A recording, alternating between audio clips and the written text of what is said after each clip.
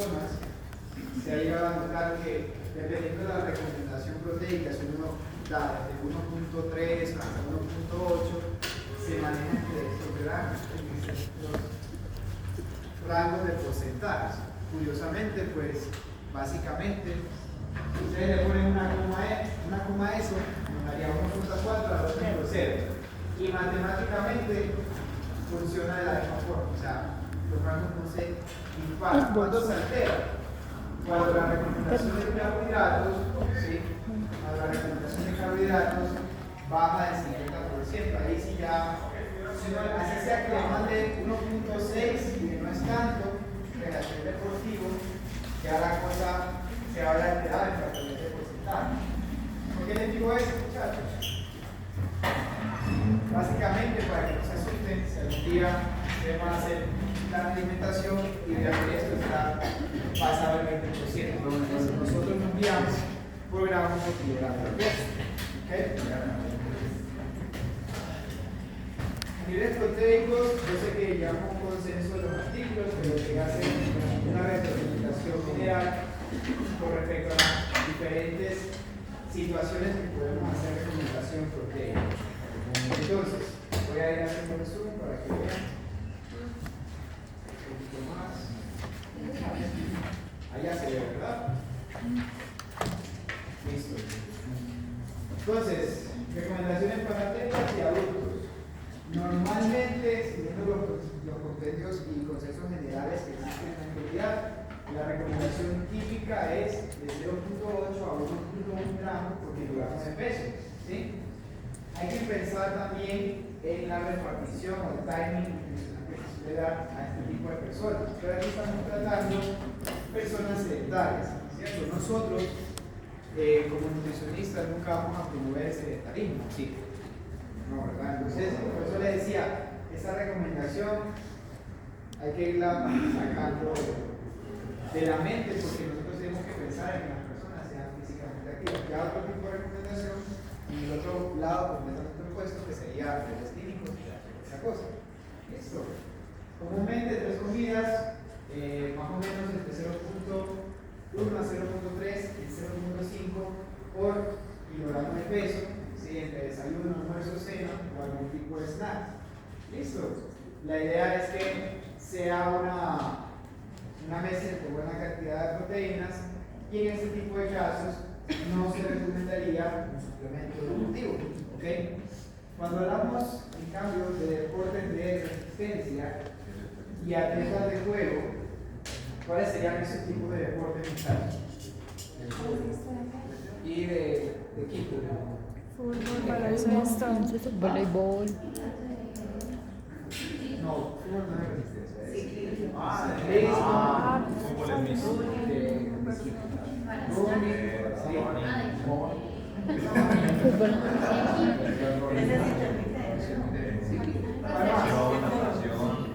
Natación, resistencia. Listo. La recomendación podría ser de 1.4 a 1.6. ¿Sí? Boris, qué pena, ahí también se tiene en cuenta la resistencia. No, Con eso, no. Eso todavía no tanto, aunque ultra resistencia podría ir al límite superior de la recomendación 1.6, porque ahí no se va a priorizar el consumo de altas cantidades de proteína, sino más bien el consumo de carbohidratos, ¿cierto? ¿Cierto? Carbohidratos. Muy bien. Aquí hay un tema. No, sí. Aquí es muy importante y es que menciona, según Sports Nutrition, que para los deportistas vegetarianos se les podría inclusive recomendar a los que son mayores de 50 años un poquito más de proteína, es decir, más o menos el 20% más de proteína, ¿sí? De la recomendación que está en ese momento, como para que lo tengan también en cuenta. ¿Mayores de 50, profe? Sí, mayores de 50 años. ¿Okay?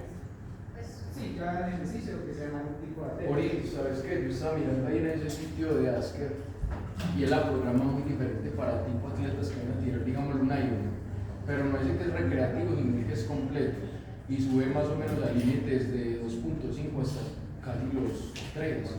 Entonces ahí, 3 sí, de proteína. sí, prote, gramo por kilogramo. Sí, Ahí en My Sports Science. seguro. Sí, yo no vi bien, es que yo no vi bien, yo no vi mal. Pero pues, en esos deportes de resistencia, eso, pues ahí, ¿o vos qué opinas de eso? Pues me genera dudas, la verdad. Dudas, ¿Qué no. hace que haya hecho eso? Pues que lo Me genera dudas. Si quieres, búscalo y lo cuenta, ¿sí? Porque, bueno, ahorita, búscalo por el está listo. Entonces, acá tenemos que más o menos la recomendación por porción sería de 0.3 gramos de proteína por kilogramo de peso.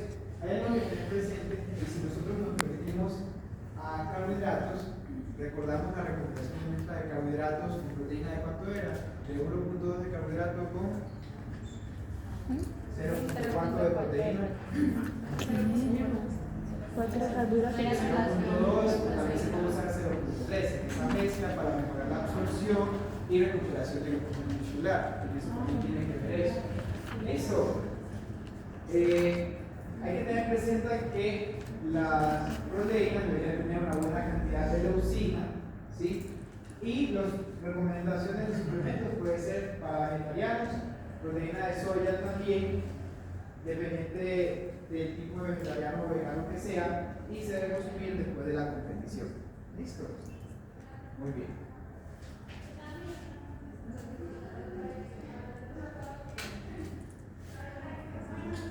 Acá, digamos, tenemos el tema más controversial en cuanto a atletas, listo, atletas de potencia y de fuerza y atletas donde tengan que ver con la pérdida de peso o de recomposición corporal. Yo creo que eso es lo más interesante y lo que la mayoría suele trabajar.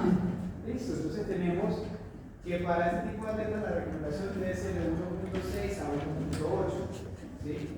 Lo mismo, la misma recomendación para atletas Está muy mayores de lejos. 50 años, un poquito más de proteína, y se pueden dividir en comidas de 4 a 5 porciones, divididas entre 0.3 por 0.4 Este no lo sube gramos hoy. por kilogramo de peso. ¿Sí? Porque en internet. Por eso. Ah.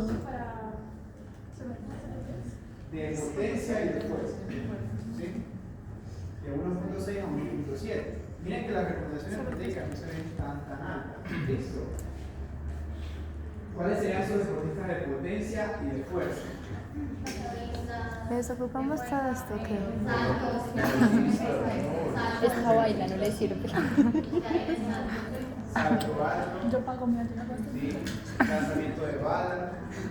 ¿Sí saben cuál es? Sí. Potencia y fuerza también ser pruebas. CrossFit es un deporte.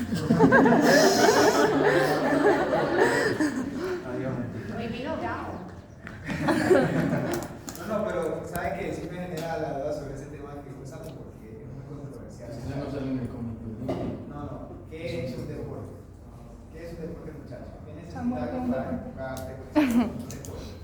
Pues que se avala por el comité olímpico. Pero El semestre pasado lo vi. pues, si el comité olímpico lo dice. No necesariamente. Una cosa es que sea un deporte y que no sea un deporte olímpico. ¿Cierto? O sea, no tiene nada que ver ahí. De la máxima entidad. Es como cuando la FDA publica.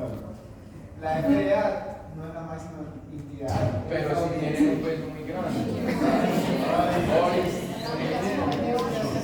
A ver, vamos a hacer algo aquí, una aclaración muy importante, porque sí, o sea, yo sé que es chistoso porque el CrossFit es una mezcla de varios deportes mezclados con calistenia, gimnasia, powerlifting, inclusive el levantamiento de pesas y running. Es una mezcla de todos los deportes. Se fundó en los años 60 por un entrenador ahí que quería que las personas traten de hacer una metodología de entrenamiento en la que no les abarque tanto tiempo, pero que trabaje a altas intensidades. Esa fue la derivación del CrossFit, ¿cierto? Porque se fundó. Posteriormente a eso, ya la gente le empezó a hacer repetidas veces, le pusieron sus reglitas, ¿listo? Y ya ahora es sí un deporte porque hacen mundiales, Competencias. tienen reglas, tienen premiaciones, compiten muchas personas, tienen programas de entrenamiento, etcétera. ¿Por qué hago esta aclaración con el CrossFit? Porque yo sé que hay muchos deportes emergentes que todavía no son olímpicos, pero al fin y al cabo simplemente tenemos que tratar de manejarlos, por así decirlo. Por ejemplo, el pádel. Para mí el pádel es una payasada, el tenis, ¿cierto? Para mí, pero habrá alguien que lo combine, en serio, ¿cierto? ¿Qué otro deporte así raro? Para mí el ultimate no es un deporte, pero se practica en Colombia.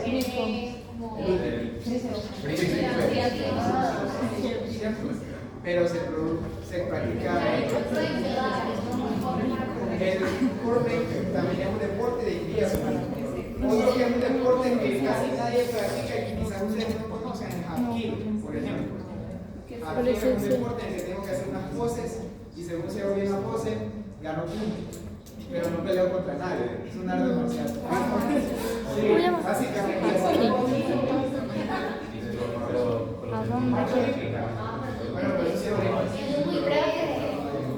pero no para todo el mundo es vistoso. Pero a lo que me refería es que sí, estás diciendo como en la categoría de fuerza y potencia. Sí, entraré en la categoría de fuerza y potencia por la tipología de entrenamiento que tiene ese deporte. Sí, ¿cierto? Yo tenía un debate con justamente ellos dos hace un tiempo. Y es, por ejemplo, el fisicoculturismo. Si yo lo veo así, no sería como tal un deporte, pero si se entrena, si tiene sus reglas, ¿cierto? Y tiene sus metodologías de actuación. Que no sea por tiempo ni por marcas es otra cosa, pero es un deporte, ¿cierto? Tiene su tipo de competencia. Entonces, sí, no es olímpico, pero es medible. ¿cierto? Se puede medir subjetivamente, no objetivamente, pero sí tiene su forma de competencia. Pero es como es como el deporte más diferente de todos porque a nivel deportivo no se hace como tal una actividad física. Pues no depende de vos, No, si se hace. O sea, no, tú te preparas. El contraer el músculo es una no es actividad. una valoración que te dan 3 veces. El hacer la contracción por cierta cantidad de tiempo para hacer la pose, eso gasta energía. Uno va a decir que no. Sí, claro. Cierto, eso gasta energía. Pero digamos que el tipo de competencia es distinta. ¿Por qué hago esta pequeña aclaración, muchachos? Porque ustedes como deportistas van a trabajar con muchos tipos de deportes. Entonces, yo sé que hay uno que para nosotros puede que no sea deporte en serio. No, sí, porque es la idea. Pero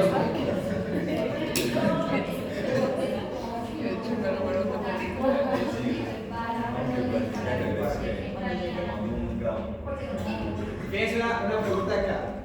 Nada, me pregunta en qué categoría entraría un deporte como tiro olímpico, tiro con arco, ¿cierto?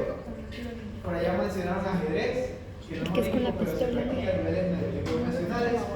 Y por acá mencionaron fútbol, Fórmula 1, que en realidad no estoy haciendo un esfuerzo físico, pero necesitamos nutricionistas. ¿En qué categoría entraría ese tipo de deportista? Puede ser un rango de la recomendación mínima a la recomendación de potencia, es decir, de 1.5 a 1.7 podría ser, ¿cierto?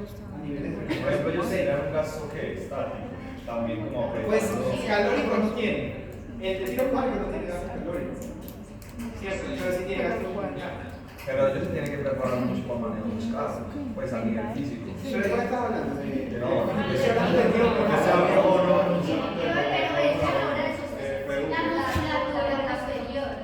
Por ejemplo, la persona que haga tiro con arco no le puedes mandar un preentreno que genere peristaltismo, por ejemplo, porque va a temblar, entonces no sería positivo, ¿cierto? No le puedes mandar alimentos que le causen mayor producción de adrenalina, ¿cierto? Porque también va a afectar el resultado, ¿sí? A un corredor de Fórmula 1 tendrías que mandarle un tipo de dieta, ¿sí?, que genere más enfoque a nivel cerebral, ¿cierto? Inclusive pueda que la estrategia de ayuno sea algo positivo, pueda decir. No estoy diciendo que sea lo específico. Al fin y al cabo, el tipo de atletas tiene un tipo de dieta similar a la de una persona del común, pero también entrena, hace gimnasio, entrena en cuello, los de Fórmula 1, ¿no? Atletas de la categoría de Red Bull también tienen que entrenar, ¿cierto? Algo que pues no se la tenía planteada, pero se los puedo recomendar en la clase para cuando hagamos suplementos, es hablar sobre este tipo de atletas, porque es cierto, casi no se habla, y creo que es un tema que deberíamos tocar también. Pues yo sé que es muy extremo, pero así se da un poco por encima. Porque donde también es importante el nutricionista, muchachos, dice que es más a nivel deportivo. Ustedes saben que los pilotos de la Fuerza Aérea tienen que tener un cierto tipo de alimentación desde el largo río, ¿cierto? Sí, claro. Ahora un piloto de guerra, donde un avión maneja más fuerza G que un avión comercial, entonces todo eso es importante. Y también el deportista que practica este tipo de deporte. Sí. Sería hacer otro tipo de estrategia, no tan alta en carbohidratos, ¿sí? Pensando en el uso de grasas, porque ahí no van a usar tanto los carbohidratos. ¿Listo? Sí, y pensar en el tipo de suplemento, ¿cierto? Pero lo que, para no irme tan allá, no salirme del tema de las proteínas, muchachos, lo que les quería decir es que sí, yo sé que hay muchos deportes que no son olímpicos, pero los van a trabajar. ¿Sí? Rugby subacuático, aquí se practica mucho, y eso no es olímpico. Rugby subacuático. El rugby bajo el agua, ¿cierto? Súper teso. Y eso es muy duro, pero curiosamente muchos de los que participan en el rugby subacuático tienen mucho sobrepeso o obesidad. Sí, Y hay unos que también son muy flacos. y hay otros que son muy flacos. Entonces, ¿hay quién falta? Un nutricionista. ¿Cuál será la tipología que uno debe manejar? ¿Qué será lo más adecuado para ese tipo de atletas? Hay muchos de los muchachos y la idea es que ustedes los aprendan a manejar. Entonces, como les decía, aquí en la parte de atletas de potencia y de fuerza, mencionaba una parte importante y es que antes de dormir es recomendable consumir la última porción de proteína 1 o 2 horas antes. ¿Listo? La medicina ya les mencionaba. Y en la parte de suplementos pueden ser para vegetarianos de soya y para ese tipo de atletas se recomienda mucho proteína aislada de suero de leche. ¿Sí? Recordemos que Isolate o la ISO es lo mismo que aislada. ¿Y esa proteína es lo mismo que dijiste, lo de la caseína? Podría usar, pero netamente volvemos al mismo debate de la vez pasada. ¿Para qué usar dos tipos de proteínas si una ya tienes? No tendría mucho efecto positivo, a no ser que lo quieran gastar. Si usan la noche caseína, yo diría ISO o whey. Y por último, tenemos el atleta que sea de recomposición corporal o de pérdida de peso. En este caso serían los atletas como combate, muay thai, boxeo, judo, taekwondo, MMA, powerlifter, fisicoculturismo natural, fisicoculturismo normal, ¿cierto?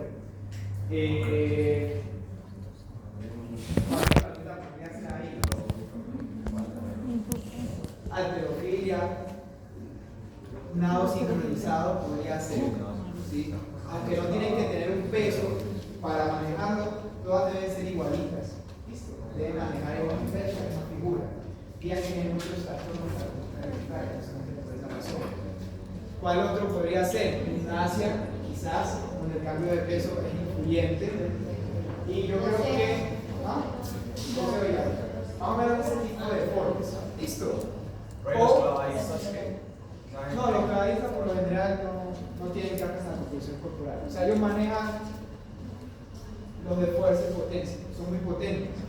Y parece que solo hicieran un salto, pero detrás de ese salto hay mucho entrenamiento. Entrenamiento core, de varios saltos. Por ejemplo, yo al lado de la piscina tienen unas camas elásticas donde están saltando y dando vueltas ya por ahí 3 horas. Sí, entonces no es como que solo es el salto, ese es el evento competitivo, pero el entrenamiento siempre tiene cosas. Como más resistencia al entrenamiento. Exactamente, y muy potentes. Entonces, ahí, ese tipo de atletas no entrarían en esta categoría, sino más que protagonistas. Para este tipo de atletas, la recomendación sería de 2 a 2.4. ¿Sí? Fíjense que, ¿por qué me sorprendió lo que dijiste? Porque eso lo hizo Asker. Entonces, por eso me sorprende. ¿Listo? Por eso te digo que me lo muestres, porque ¿Ah?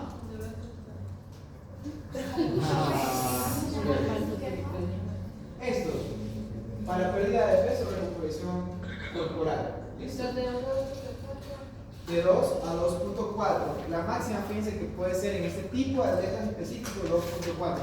Ni 3, ni 4. ¿Listo? Recuerden que nosotros podamos que aumentando la proteína podemos llegar al resultado más rápido. Pero ya sabemos que con otras estrategias se puede llegar a lo mismo sin aumentar tanto el consumo de proteína. ¿Listo? Acá la comida se puede recomendar igual, pero fíjense que la recomendación por porción es mayor, de 0.5 a 0.6. Es muy importante porque ya no estamos trabajando en la típica de 0.3 a 0.4. ¿Listo? Para que lo tengan presente. Y los snacks también pueden ser de 0.5 a 0.6. Al menos alimentos que contengan 3 gramos de leucina. Listo, esto también es muy importante.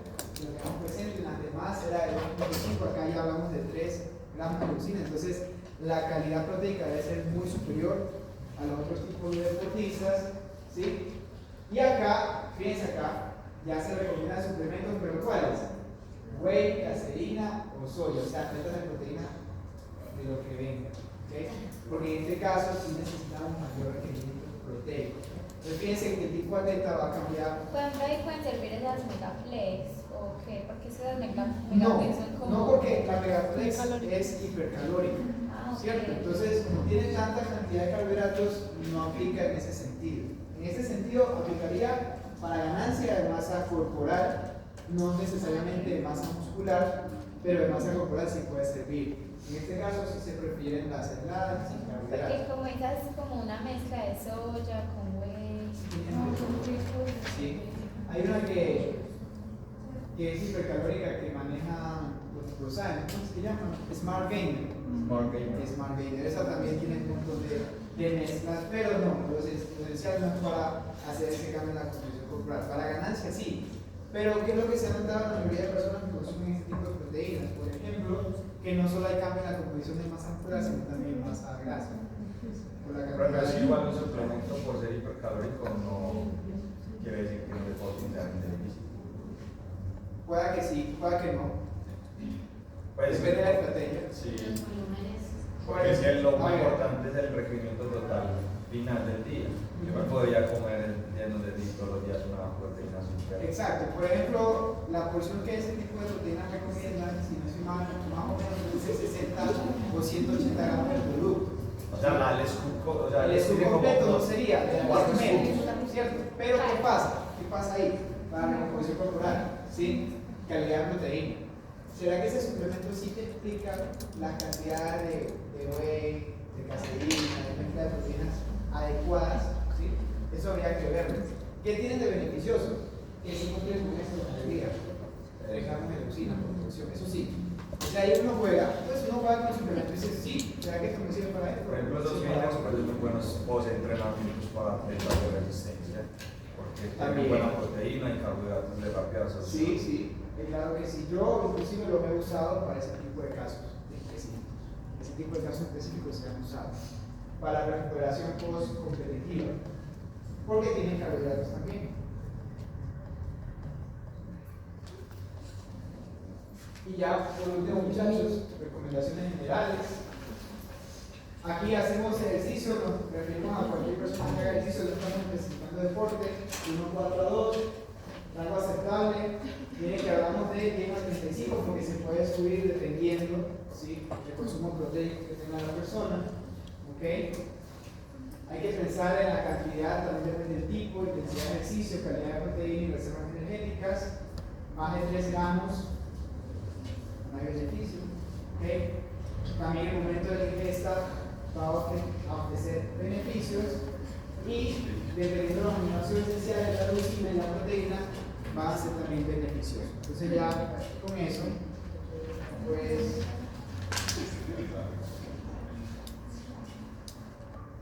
ya con eso terminamos el tema de proteína.